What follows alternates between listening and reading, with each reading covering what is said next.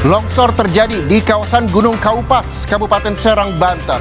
Longsor yang terjadi usai tingginya intensitas hujan membuat panik warga sekitar.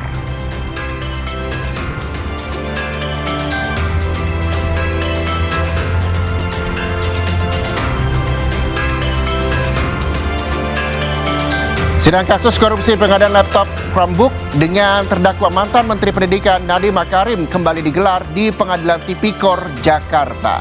Kali ini, jaksa akan menanggapi nota keberatan dari terdakwa.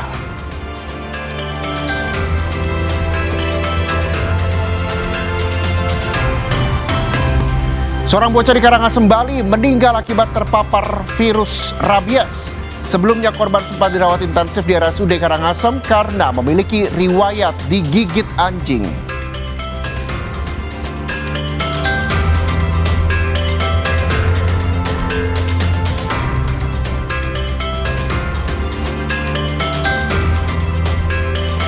Halo, apa kabar saudara? Selain 3 sorotan utama tadi, sejumlah informasi penting dari berbagai penjuru tanah air akan kami hadirkan untuk Anda selama 30 menit ke depan. Bersama saya, Muhammad Syahreza. Inilah Indonesia Update selengkapnya untuk Anda.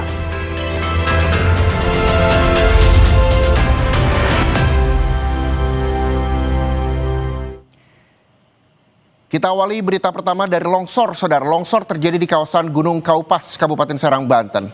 Longsor yang terjadi usai tingginya intensitas hujan membuat panik warga sekitar.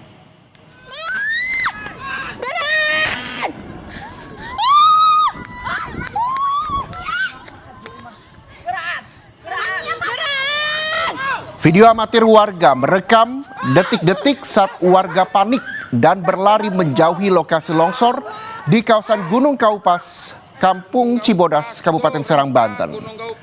Warga khawatir material longsor terus bergerak mendekati permukiman. Material longsoran dilaporkan berhenti pada jarak sekitar 1 km dari permukiman warga, sehingga belum berdampak langsung terhadap rumah penduduk.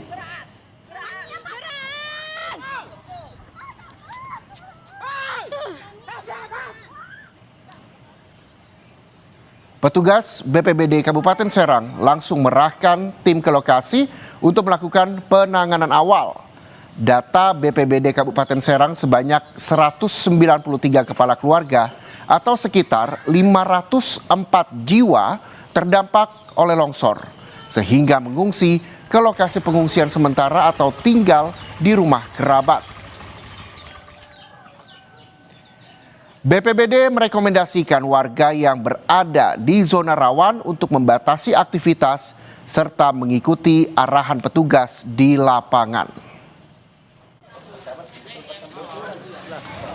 Yaitu longsor susulan yang mengakibatkan bebatuan pada turun ke bawah. Untungnya itu di bawahnya itu ada kayak kubangan-kubangan itu, airnya batu-batu tersebut yang longsor itu menutupi lubang-lubang tersebut dan alhamdulillah tidak sampai menimpa ke kampung atau ke warga. Yang juga jadi sorotan, saudara, seorang pengendara motor tertimpa pohon tumbang di Jalan Gatot Subroto, Kota Tangerang, Banten. Korban alami luka-luka dan langsung dilarikan ke rumah sakit terdekat.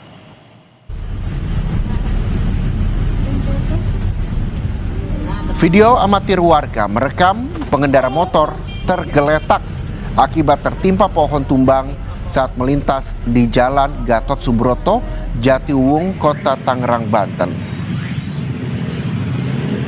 Warga langsung memberikan pertolongan pertama dan melaporkan peristiwa itu ke polisi dan juga petugas terkait. Petugas kemudian membawa korban ke rumah sakit terdekat dan membersihkan batang pohon yang menutup sebagian badan jalan. Pohon ini tumbang diduga akibat tertabrak truk kontainer. Akibat kejadian itu membuat arus lalu lintas di sekitar tersendat hingga 3 km.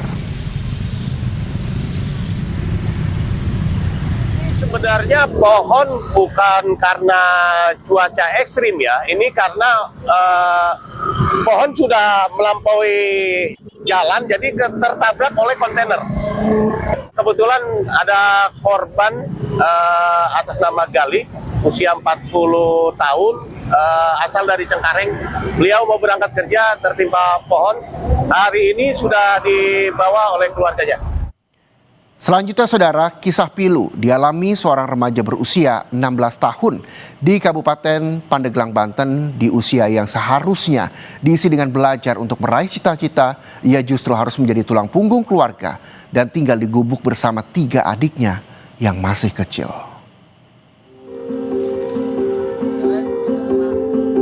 Adit seharusnya sedang menimba ilmu, namun karena faktor ekonomi, remaja 16 tahun ini harus menanggung tanggung jawab sebagai ayah sekaligus ibu bagi 3 adiknya sejak 6 tahun lalu.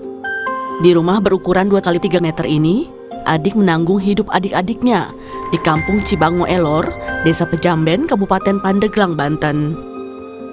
Rumah berbilik bambu serta beratapkan terpal usang ini rawan roboh, terutama saat hujan dan angin kencang.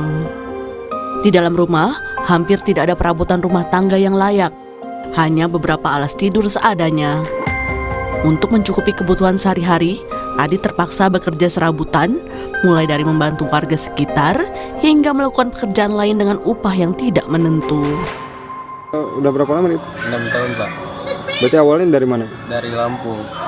Terus di sini tinggalnya sama siapa aja, Dik? Sama adik-adik aja. Berapa orang? Ada 3 orang.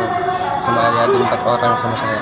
Bapak ke Maroke, mama nikah lagi. Berarti udah pisah ya? Iya.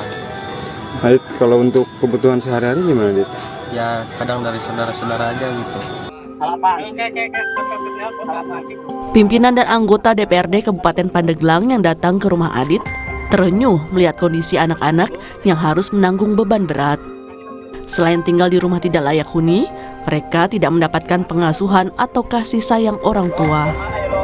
DPRD juga berkomitmen akan membantu pembangunan rumah melalui iuran sukarela masing-masing anggota DPRD di lahan yang telah disiapkan pemerintah desa. Ya, kita upayakan supaya mereka ini memiliki tempat yang layak begitu. Makanya kita datang ke sini karena kita ingin melihat apakah ini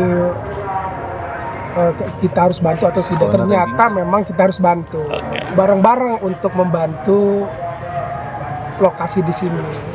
Apa yang mereka ini yang 3 orang gitu ya. Masyarakat berharap tidak ada lagi remaja yang menjadi tulang punggung keluarga seperti Adit. Setiap anak maupun remaja hanya perlu belajar untuk meraih cita-citanya. Yuda Dwi Taruna, Kompas TV, Pandeglang, Banten.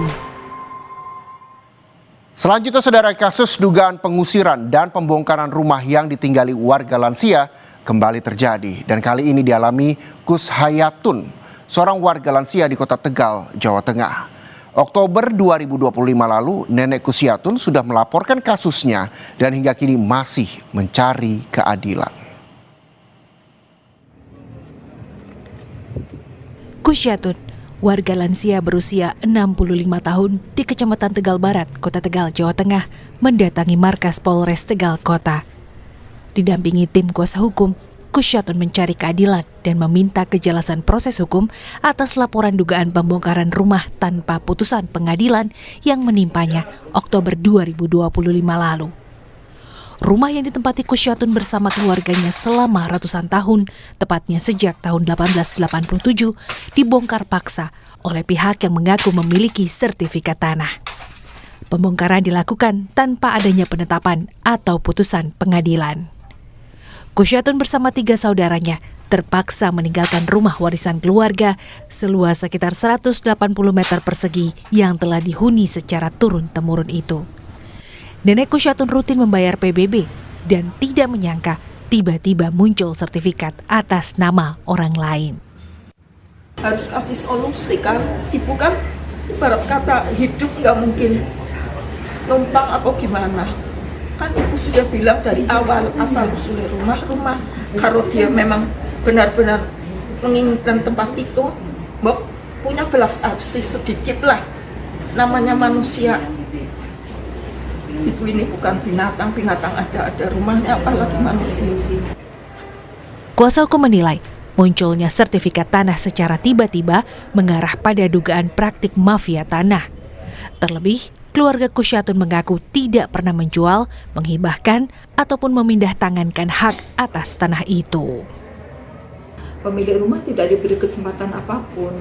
Sehari sebelumnya menerima somasi, kemudian hari berikutnya sudah dibongkar.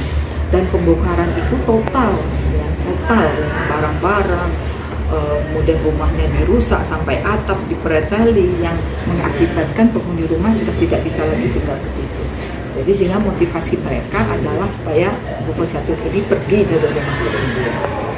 Nah, persoalan ini sudah kita laporkan ke Polres. Tentu saja harapan kita, ya harapan saya Bu Kusyatun maupun PH-nya adalah proses penegakan hukum ini akan segera diselesaikan. Karena ini sudah bulan ketiga. Ya, kalau semakin lama kita takut bahwa alat buktinya semakin lemah.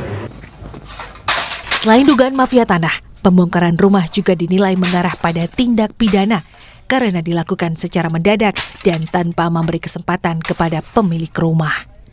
Kasus ini kini dalam tahap penyelidikan di Polres Tegal Kota. Polisi telah memeriksa sedikitnya 11 saksi yang sebagian besar merupakan pekerja pembongkaran rumah. Kuasa hukum juga berencana menempuh jalur perdata dengan menggugat perbuatan melawan hukum sekaligus membongkar proses terbitnya sertifikat tanah yang disengketakan. Mereka berharap polisi segera menuntaskan kasus ini secara adil dan transparan. Yuli Hardianto, Kompas TV, Tegal, Jawa Tengah. Sidang kasus korupsi pengadaan laptop dengan terdakwa mantan Menteri Pendidikan Nadiem Makarim kembali digelar di Pengadilan Tipikor, Jakarta. Dan kali ini, jaksa akan menanggapi nota keberatan dari terdakwa.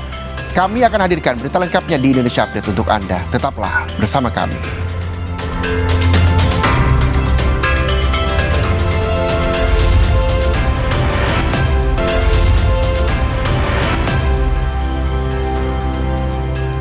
Anda masih bersama kami di Indonesia Update, Saudara. Sidang lanjutan kasus dugaan korupsi pengadaan laptop Chromebook dengan terdakwa mantan Menteri Pendidikan Nadiem Makarim kembali digelar di Pengadilan Tipikor, Jakarta. Agenda sidang kali ini adalah pembacaan tanggapan atas nota keberatan terdakwa oleh JPU. Dalam perkara ini, Nadiem didakwa memperkaya diri sendiri 809,56 miliar rupiah. Selain itu, Nadiem juga dinilai telah merugikan negara 2,18 triliun rupiah. Situasi terkini jalannya sidang lanjutan korupsi laptop Chromebook dengan terdakwa Nadiem Makarim akan dilaporkan jurnalis Kompas TV Niko Anggriawan dan juru kamera Julian Fernando dari Pengadilan Tipikor Jakarta. Niko, apa yang disiapkan jaksa untuk menanggapi keberatan atau eksepsi yang diajukan Nadiem? Ya, setidaknya nanti disampaikan langsung dalam sidang replik terhadap nota pembelaan yang disampaikan langsung oleh jaksa penuntut umum yang berlangsung pada hari ini. Reza dan juga saudara, tentunya jaksa penuntut umum sudah menyiapkan sejumlah bukti yang nantinya dijelaskan dalam sidang. Sidang replik yang disampaikan jaksa penuntut umum ini baru saja berlangsung sekitar pukul 15 waktu Indonesia Barat. Terdakwa Nadiem Makarim juga telah memasuki ruang sidang sekitar pukul 14:40 waktu Indonesia Barat. Saat ini masih berlangsung, Reza dan juga saudara. Dan kalau misalnya kita melihat kasus ini, sebenarnya jaksa penuntut umum juga telah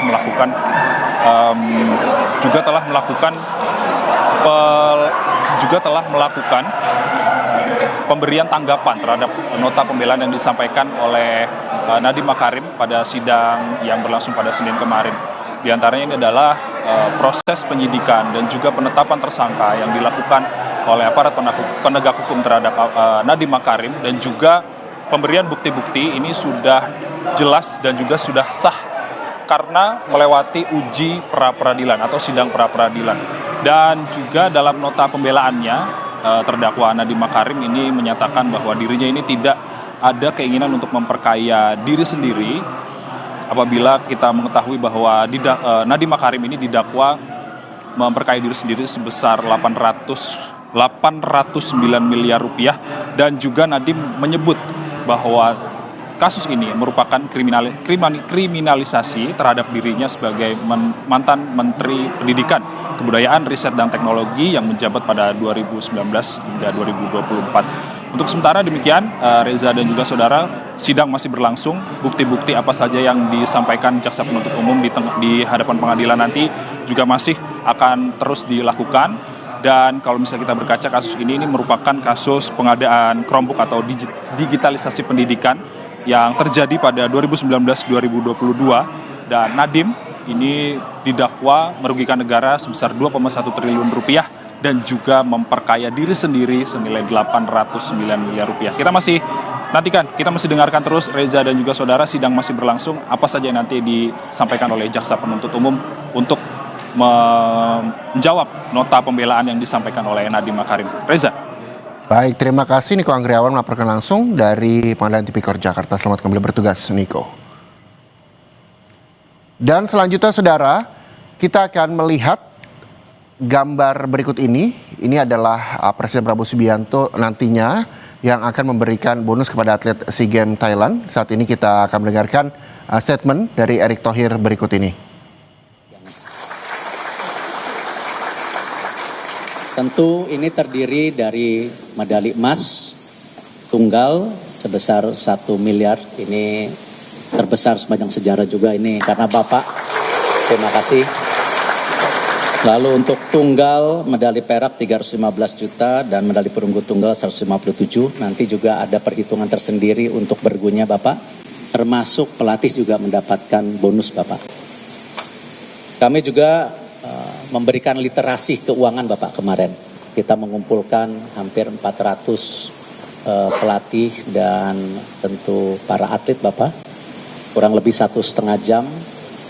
Karena memang ini sesuai dengan arahan Bapak bahwa bonus yang Bapak berikan, yang negara berikan, Bapak selalu memesan kepada kami, ini adalah sebagai amanah untuk masa depan mereka Bapak. Masa depan mereka yang mereka harus jaga. Dan tentu terima kasih Bapak Presiden. Bapak Presiden juga kami laporkan pada kesempatan ini Kementerian Pemuda dan Olahraga, kami terus bekerja dan mempersiapkan bersama KOI Pak, karena ini minggu depan sudah berangkat lagi Pak untuk ASEAN Para Games, itu tanggal 20-26 Januari yang akan dilepas tanggal 10 dengan Ketua NPC dan Chief Demissionnya Bapak. Lalu juga kami mempersiapkan ASEAN Games Bapak di Jepang pada bulan September 19 sampai 4 Oktober, lalu diikuti ASEAN Para Games tanggal 18-24 Oktober, lalu Youth Olympics di Senegal tanggal 31 Oktober. Dan tentu pada saat ini juga kami Bapak berharap tentu Bapak bisa terus memberi dukungan kepada kami, dan mohon pada saat kesempatan yang berharga ini Bapak memberikan tentu arahan dan juga tentu semangat lagi Bapak, karena tahun ini kita masih ada beberapa multi event besar. Terima kasih. Wassalamualaikum warahmatullahi wabarakatuh.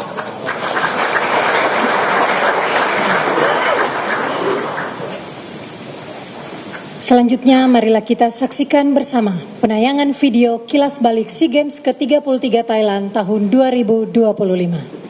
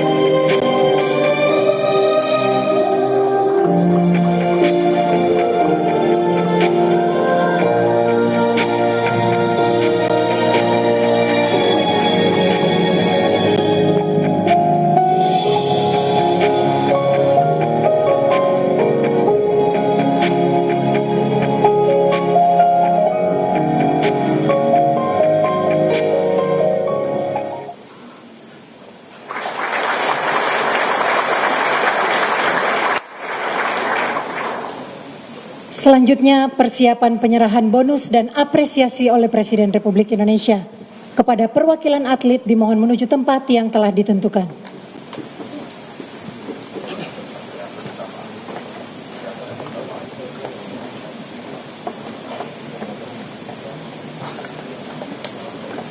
Penyerahan bonus dan apresiasi oleh Presiden Republik Indonesia kepada perwakilan atlet.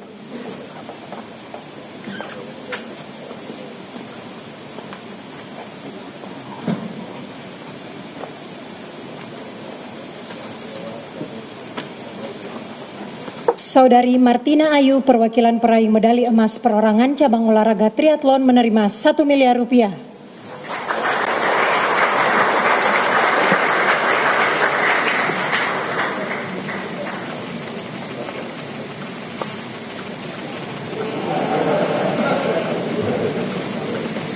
Martina Ayu, perwakilan peraih medali emas perorangan cabang olahraga triathlon menerima 1 miliar rupiah.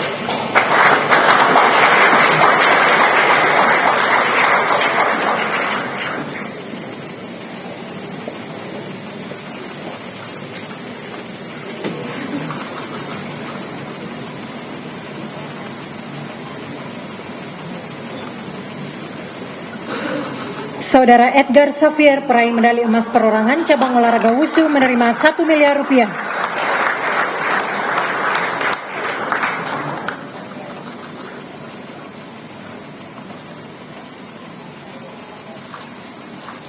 Saudara Basral, peraih medali emas perorangan cabang olahraga skateboard menerima 1 miliar rupiah.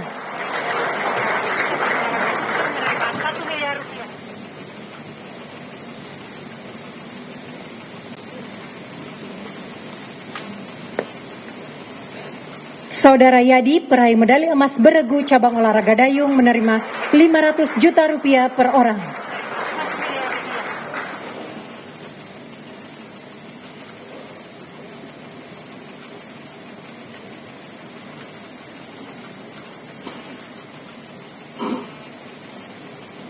Saudara Yadi, peraih medali emas beregu cabang olahraga dayung menerima 500 juta rupiah per orang. Saudara Rizky Akira, peraih medali emas beregu cabang olahraga ice hockey menerima 500 juta rupiah per orang.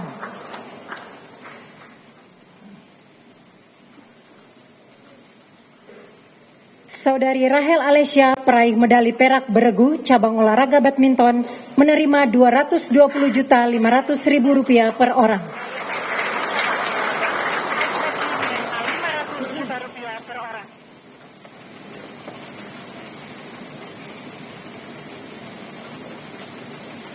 Saudari Rahel Alesya, peraih medali perak beregu cabang olahraga badminton. Saudari Dara Ninggar, peraih medali perak beregu cabang olahraga berkuda menerima 220.500.000 rupiah per orang.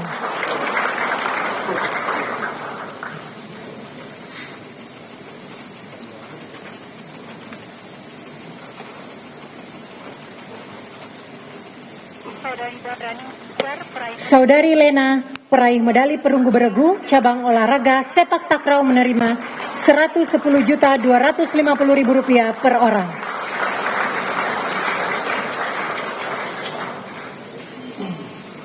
Mohon izin untuk foto bersama.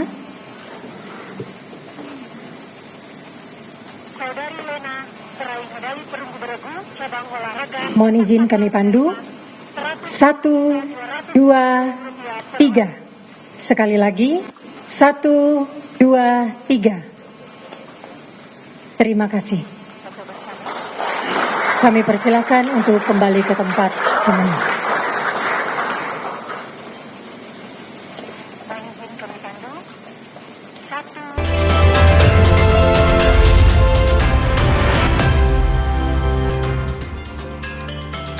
Seorang bocah di Karangasem, Bali meninggal dunia akibat terpapar virus rabies. Sebelumnya korban sempat dirawat intensif di RSUD Karangasem karena memiliki riwayat digigit anjing. Bocah perempuan 8 tahun asal desa Labasari, Kecamatan Abang, Karangasem, Bali meninggal akibat rabies pada Rabu kemarin. Korban diketahui memiliki riwayat digigit anak anjing, namun pihak keluarga hanya merawat luka gigitan secara mandiri dan tidak membawa korban ke fasilitas kesehatan untuk divaksin anti rabies.